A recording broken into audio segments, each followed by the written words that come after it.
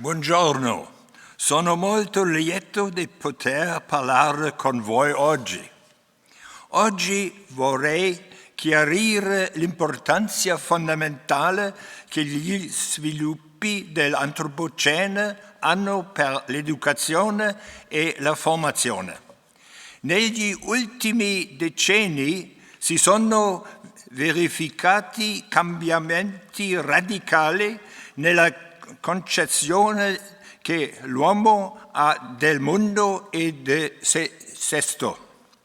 Questi riguardano la società e il sistema internazionale, la comprensione della natura e dell'uomo come parte nella natura, l'importanza degli esseri umani per la conservazione della vita sul pianeta.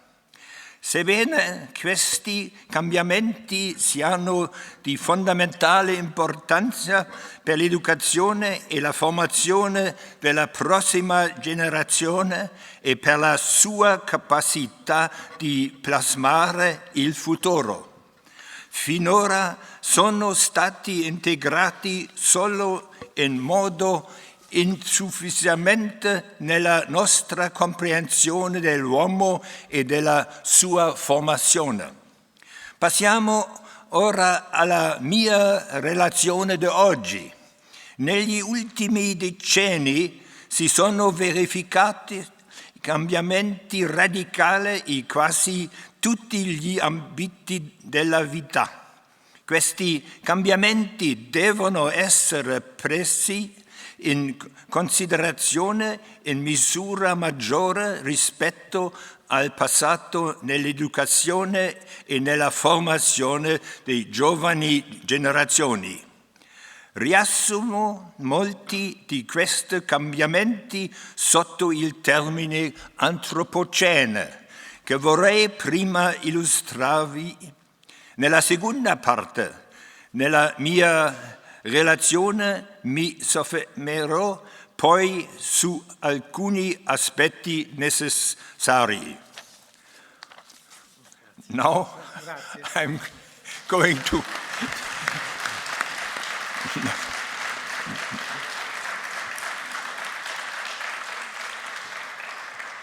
L'idioma italiano es muy importante, es un idioma muy importante, un idioma europeana, e falta una apreciación de la importancia del italiano.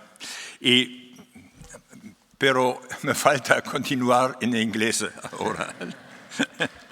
Alors,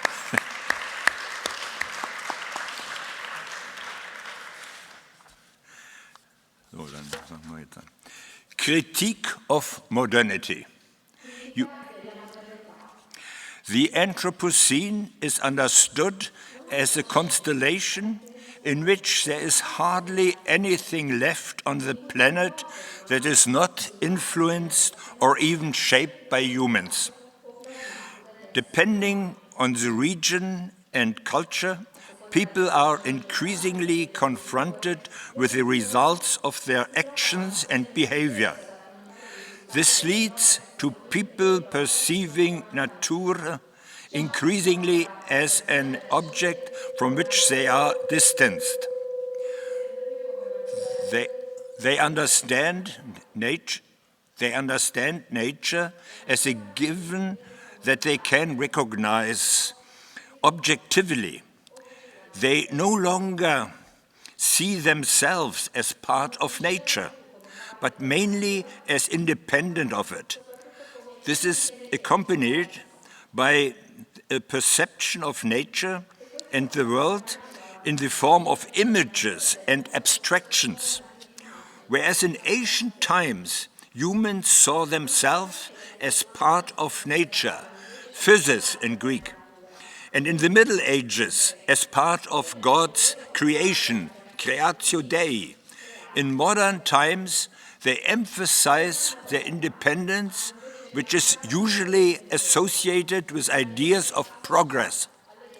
Developments in recent decades have shown that this self-image of humans is inadequate. A new understanding of nature, of the world, of ourselves is being sought. These changes have an impact on our ideas about education and training, which in many respects are no longer appropriate and need to be changed. In the Anthropocene, humans are seen and thought of differently and sometimes extremely controversially. Some conceptions of humanity are still based on the self-assurance of modernity.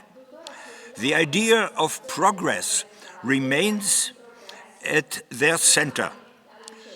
According to this view, the possibilities for a growing number of people to improve their lives in a globalized world continue to increase. Proponents of this position point out that despite growing inequalities, the standard of living is rising for an increasing number of people in many parts of the world, and that there are better opportunities for a growing number of people. According to this view, the capitalist neoliberal world economy is the engine of the development in which today economic and social differences are increasing. Still, this process is taking place in a higher level for the majority of people. Other views of humanity emphasize the destructive effects of the logic and dynamic on the planet and make it clear that radical changes are needed here if we are to avoid destroying the planetary foundations of life. The concept of the Anthropocene emerged from this critical assessment of modernity. It initially emphasizes the negative effects of modernization on the planet, but takes these as an opportunity to draw attention to humanity's new responsibilities for its action. The result is a systematic critique of modernity, which initially developed in Western cultures, but has become a model for life for large parts of the world. With the help of the Sustainable Development Goals, the international community is now trying to counteract this development.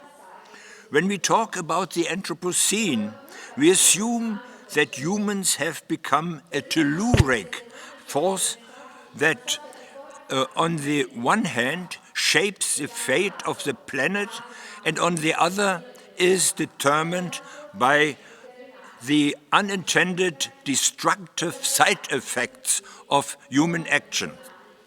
The emphasis is on the relationship between humans and nature.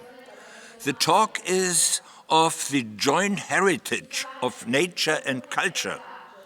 Since there is hardly any nature left that humans have not shaped, the traditional distinction between nature and culture makes no sense. It is better to see and examine the intertwining of nature and culture. How can we avoid destroying this joint heritage? This is a central question facing people in the Anthropocene. So my first chapter, which you have also indicated on the handout, is on Anthropocene. What is that? Since the beginning of the 21st century, efforts to develop a new worldview and image of humanity have been increasing. These efforts began in the second half of the 20th century with works such as The Limits to Growth by the Club of Rome and Our Common Future by the Brundtland Commission. Both writings attempt to redefine the relationship between humans and nature. The term Anthropocene was introduced in a short article by Crutzen and Sturmer in the year 2000, replacing the term Holocene to refer to the current area as the Anthropocene, the age of humans, since humans have become the defining factor of this era. Despite considerable support, this proposal is still subject of controversy within international geological societies.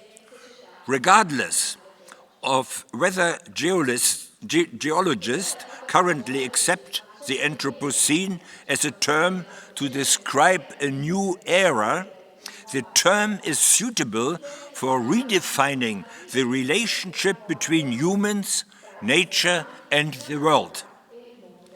Other terms, such as Chulucene, developed by Haraway, or Capitalocene, developed by Moore, or Plutocene, developed by Crichton, have also been proposed in this context with good arguments for characterizing the present.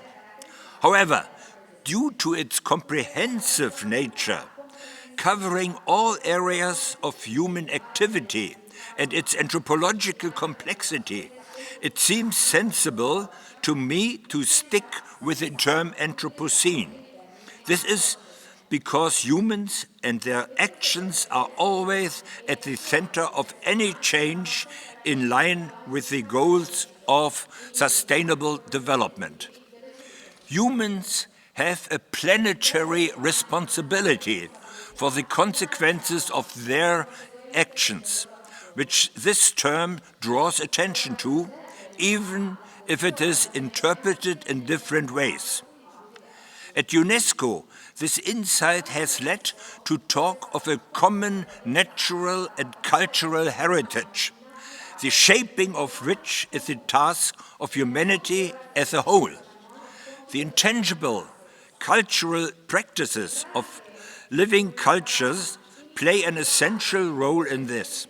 For example, Mongolian nomadic migration, summer pasture farming in Norway or Sweden, the traditional construction of Chinese wooden arch bridges, Arabic coffee. Also, further clarification of the criteria and aspects underlying the concept of the Anthropocene is needed. It is possible to see the beginning of the first phase of the Anthropocene about 12,000 years ago. At that time, the ice receded, the earth warmed, agriculture developed, trade developed, the first form of division of labor emerged, and humans in the form of the Homo sapiens spread intensively across the earth. A second phase began with the development of the steam engine by James Watt in 1769 and the industrialization. It lasted until the 20th century, the age of large machines. Symbols of this development are the railways, the car, and the airplane.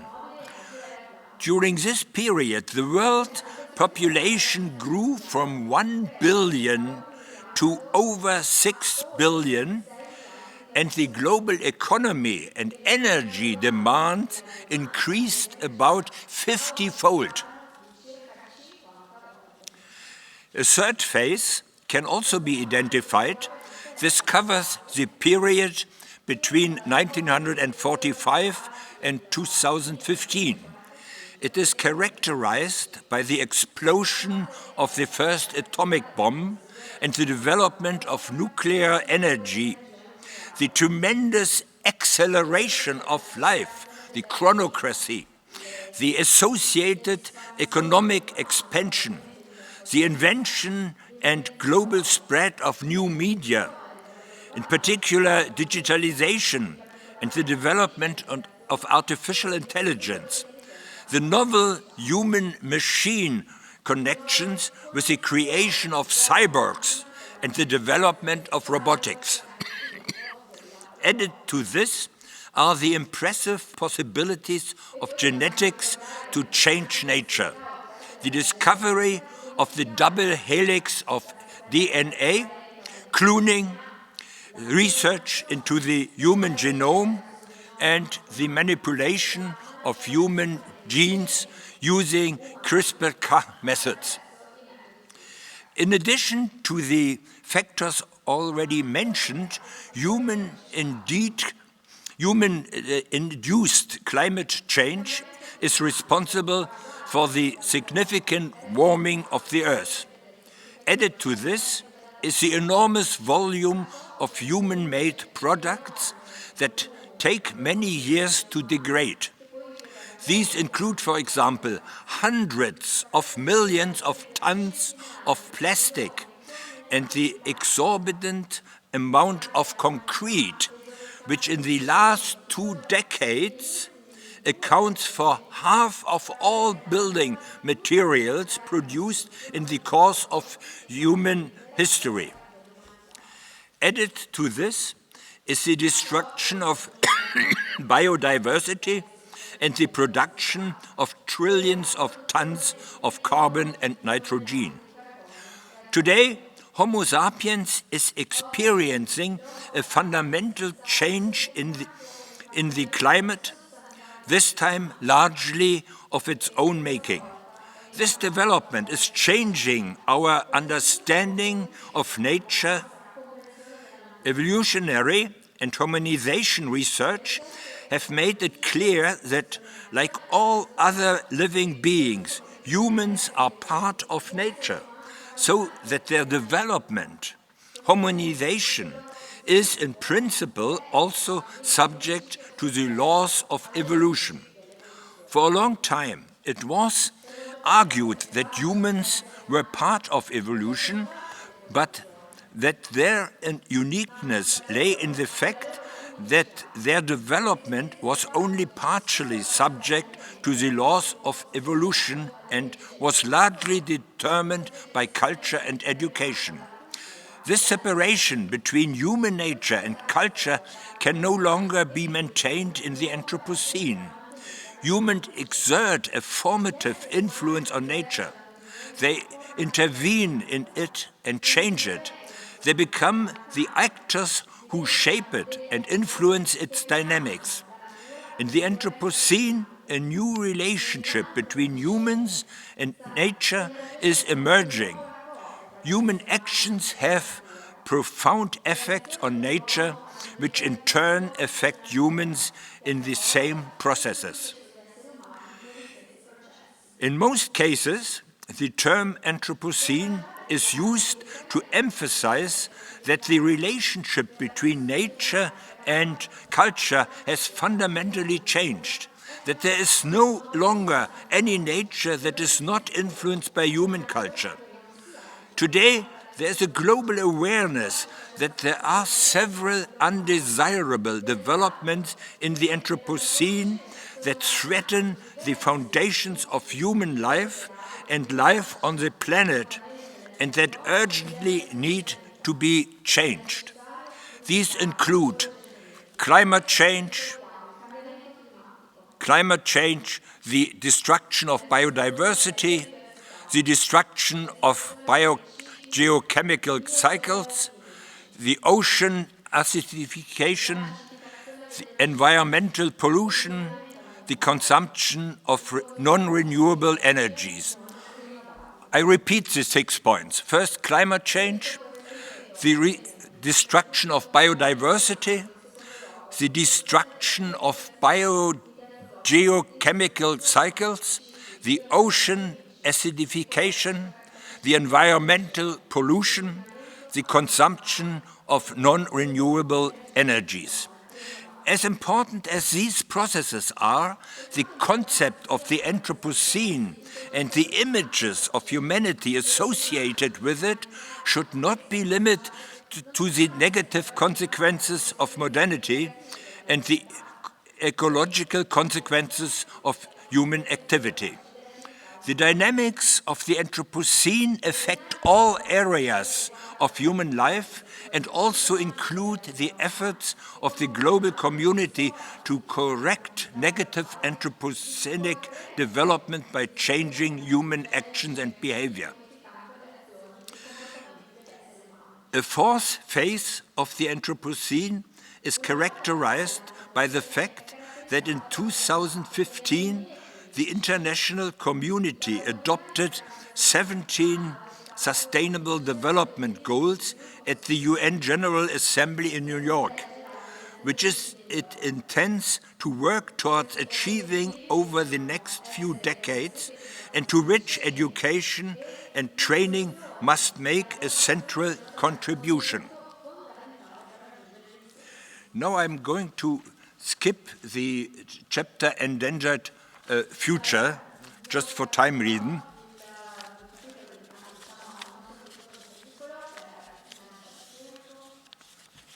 And will continue.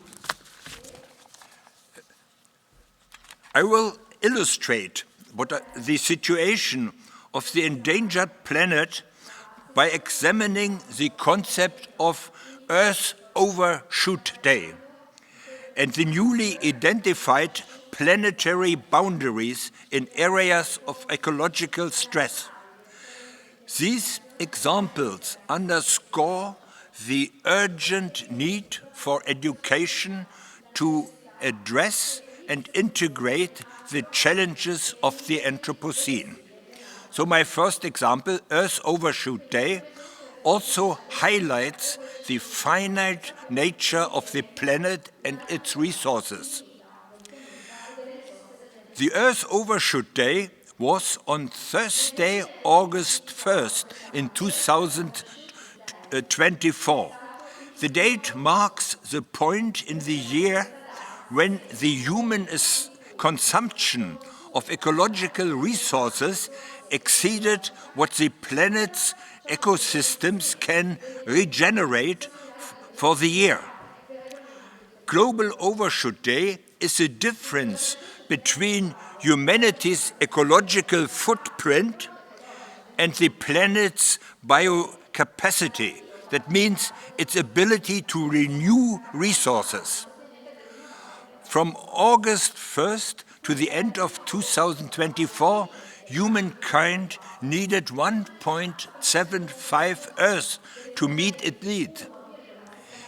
If everyone had lived like Europeans, almost 3 Earths would have been needed.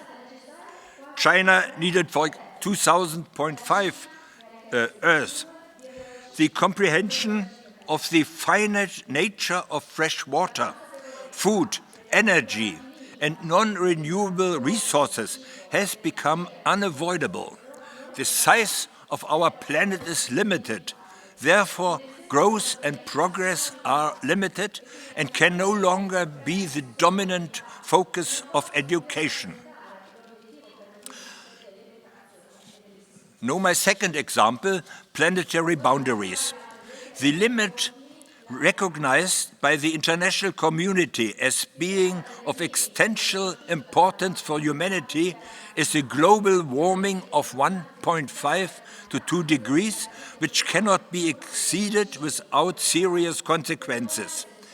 In 2024, global warming was known to be more than 1.5 degrees.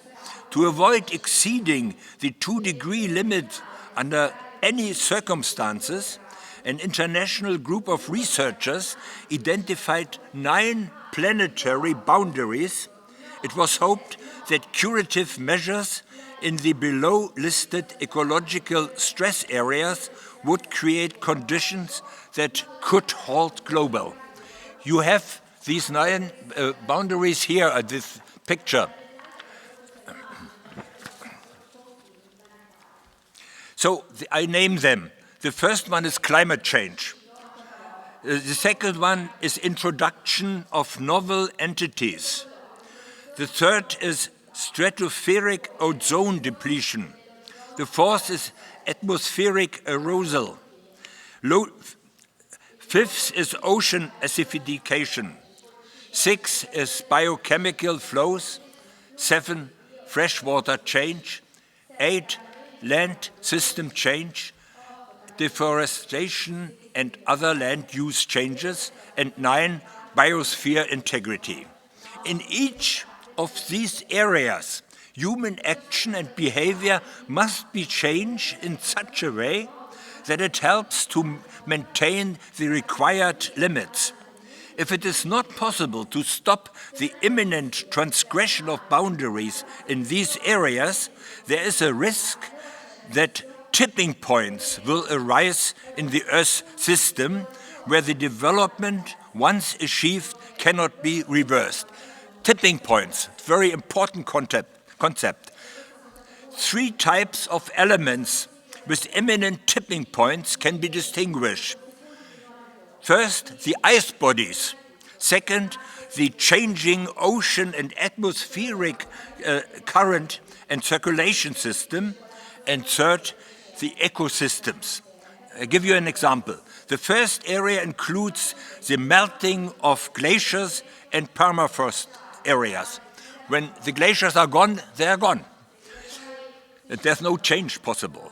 The second one is the possible reversal of the Gulf Stream. And the third one is the tipping of large ecosystems like such as the Amazon rainforest or the Great Barrier Reef. Now let me come to the next chapter. It's on sustainability. That is what human wants to develop in order to avoid the situation just described. The present age of the Anthropocene is characterized, on the one hand, by these adverse development, and on the other, by global efforts to correct them, which are referred to by the term sustainability. In view of this situation, new ways of life based on the concept of sustainability are needed. To clarify this, the international community adopted the 17 Sustainable Development Goals in New York in 2015. These goals and the resulting actions and behavior changes from the fourth phase of the Anthropocene, in which the transformation of global society towards sustainable development is the goal. The 2030 agenda, adopted in 2015, emphasizes the interdependencies between the goals and the 5 central areas, each of which begins with a P in English and is therefore easy to remember. The first, people. Poverty and hunger, life and dignity, equality, healthy environment. Second, planet, protection of the ecosystem. Third, peace, inclusion, peace, justice. Fourth, prosperity, well-being of all people through economic and technical development. And fifth, partnership, cooperation, democratic system. I just repeat the 5 areas which represent the 17 Sustainable Development Goals. First, people, planet, peace, prosperity, partnership.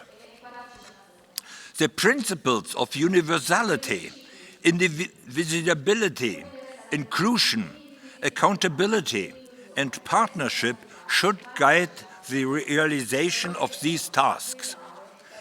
And I give you now a definition of sustainability. Development is sustainable when it secures the quality of life for current generations while preserving the ability of future generations to shape their own lives. The goals arising from this definition are interrelated with a culture of peace and human rights, cultural diversity, democratic participation, and the rule of law. The development of a culture of sustainability requires forward-looking models, ideas, norms, and forms of knowledge. Education for sustainable development plays a central role in this process.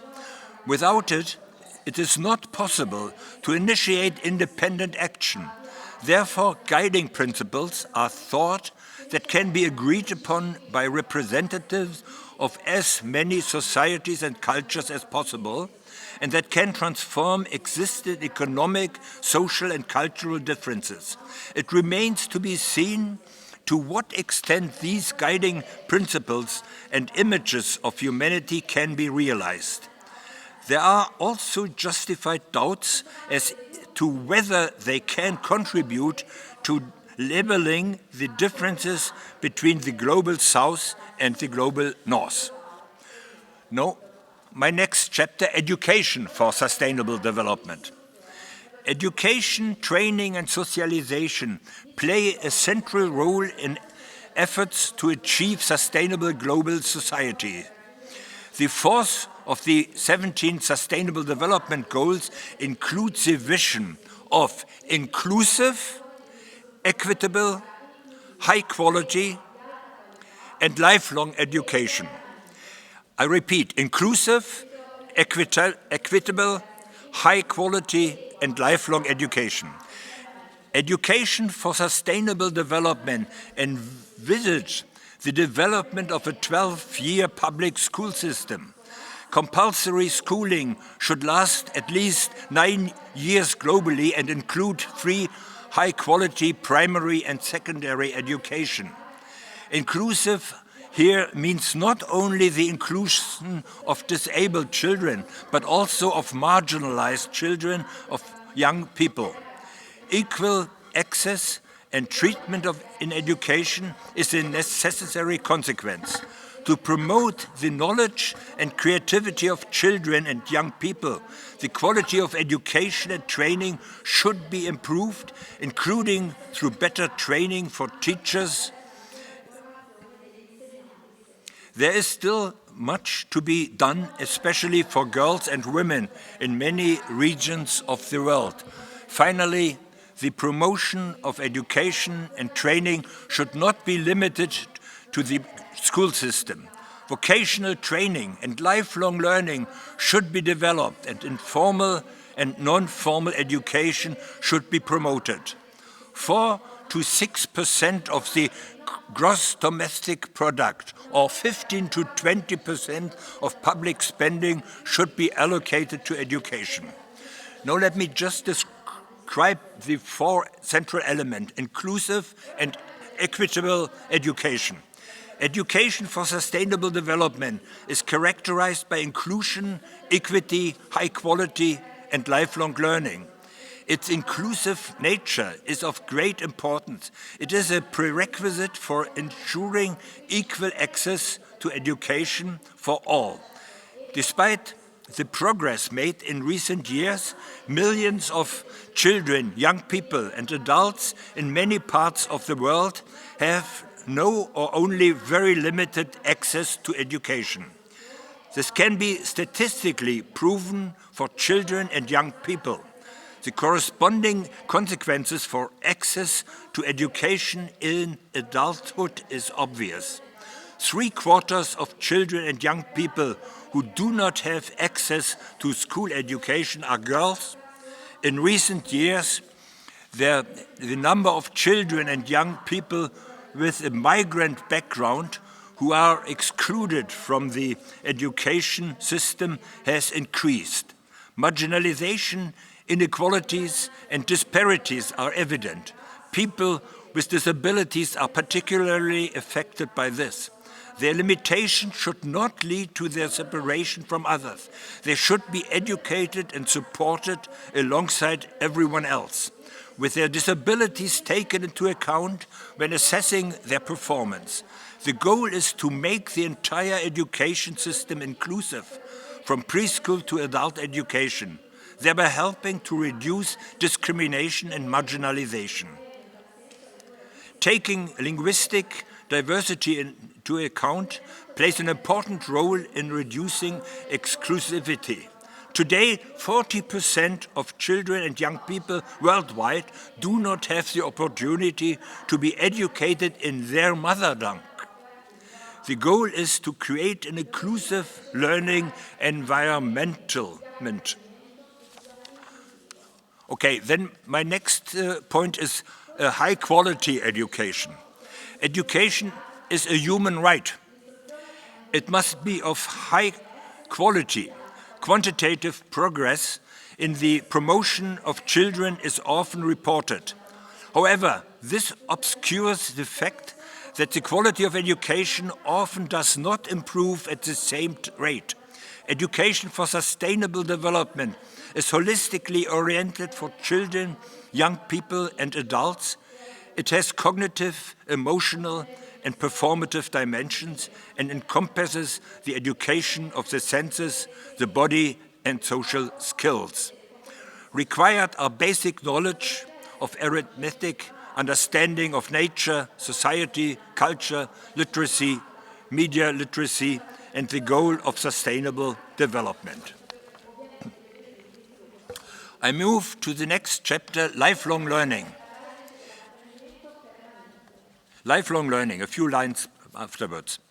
In the Anthropocene, education is understood as a lifelong process in which adult education plays an important role. As crucial as continuing professional development is, adult education must not be reduced to this alone. Adults must also have the opportunity to engage with the changing ideas about nature, the world, and humanities in the Anthropocene, and to incorporate them into the understanding of life on the planet. It is adults whose learning is directed relevant to their actions and whose behavior shape the world.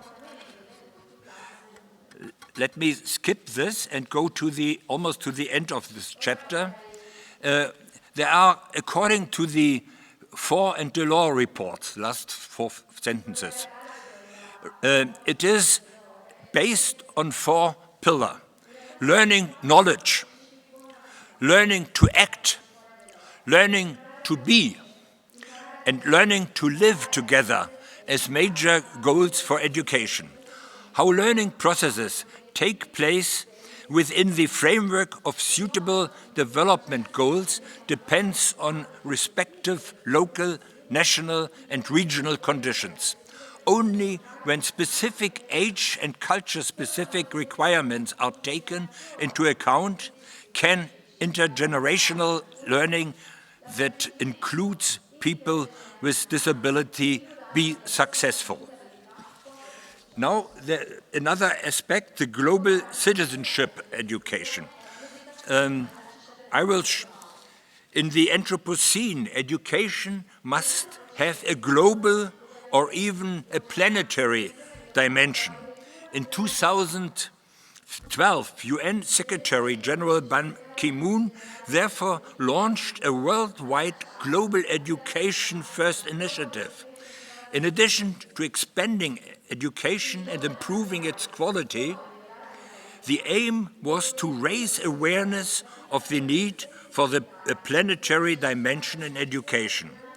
Shortly thereafter, the area became part of educational goal number 4 of sustainable development, which are adopted by the General Assembly of the International Community in New York. Okay, I skipped this here, but you see what is important is the global character of education. And I also skip the sustainable sustainability as a grand narrative and move to the educational principles, which I just want to mention. There are The first one, which I consider is important for the teaching of education today, is related education of the whole person. Education must be directed at the whole person. It must not be limited to the mere cognitive transfer of new scientific knowledge, values, and perspectives. Rather, it must attempt to appeal to young people's senses and emotions and develop perspectives for behavior and action that are open to new insights and necessary transformations. General education is a term used to describe the crucial knowledge and skills required to actively and critically participate in shaping as many areas of modern society as possible. It forms the basis for the education of every person, which can essentially be understood as a measure of how well one's personal worldview corresponds to reality. Let me get to the second point, wondering. The second important point is wondering.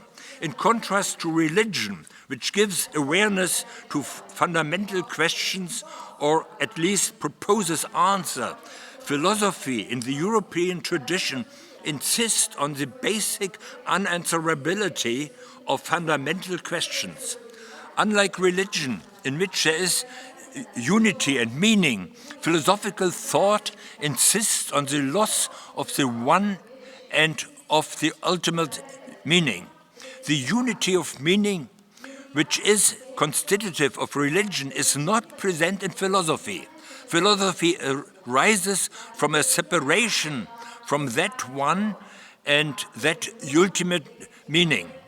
This is where wondering sets in. Taumatzen, the Greek said. Why is the world like this and not different? Why are people as they are and not otherwise?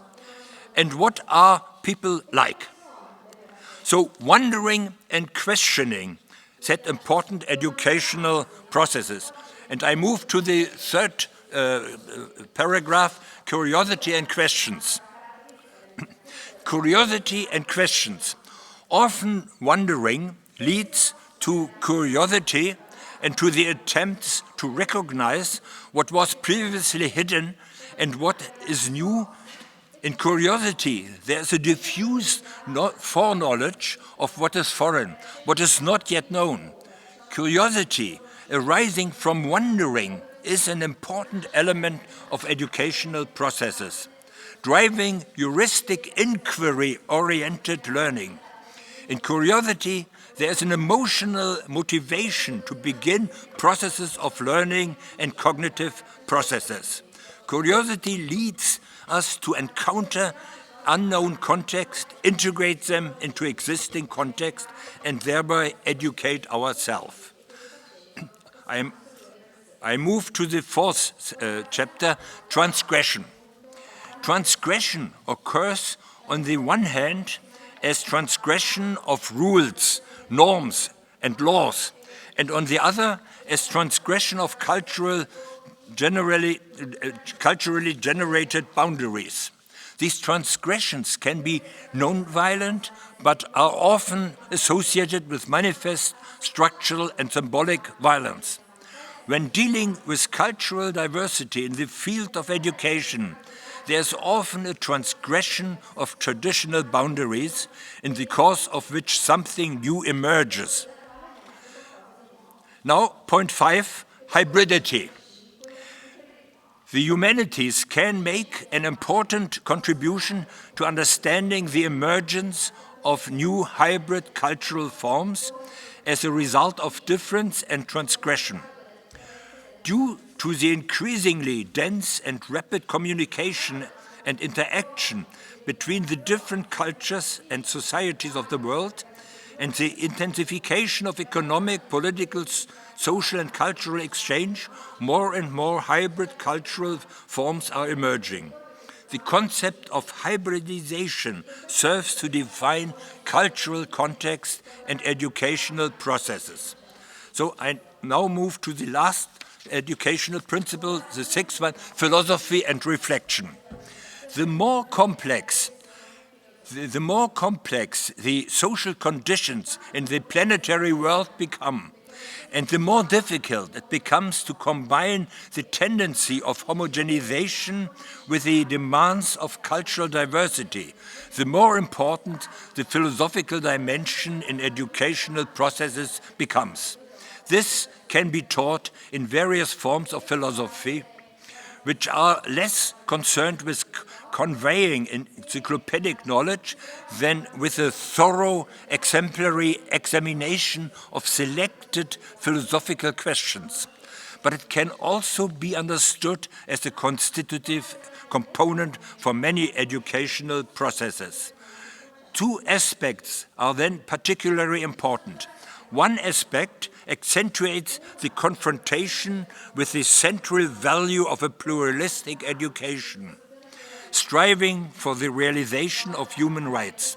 The other aspect emphasizes the importance of philosophical reflection on societal, cultural, and social processes, as well as on everyday life and educational processes. Now let me come to the end. A few words outlook. In these comprehensive transformations of the world, dealing with the uniqueness forms of violence plays a central role. Violence is directed against nature, against other people, and is perpetrated by people against themselves. It is part of shaping humanity's relationship with the world. Reducing it is essential for the future of life on the planet. Its polymorphic character and the historical and cultural differences it articulates, as well as its irresolvable ambivalence, make it difficult to comprehend and research its structures, understand its context, and addresses it politically, socially, and educationally.